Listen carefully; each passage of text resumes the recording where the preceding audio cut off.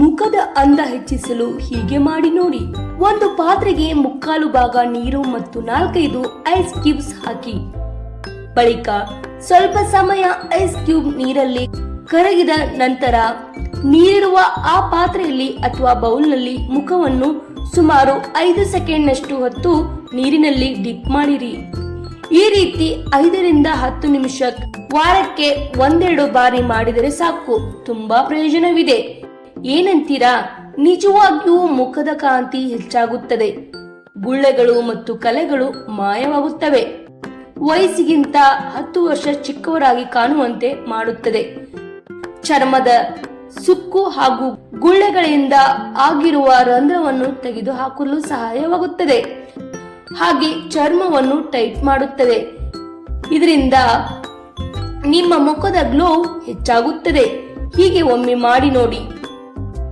ಈ ಎಲ್ಲ ಮಾಹಿತಿ ನಿಮಗೆ ಇಷ್ಟವಾಗಿದ್ದರೆ ಶೇರ್ ಮಾಡಿ ಹಾಗೂ ಫಾಲೋ ಮಾಡಿ.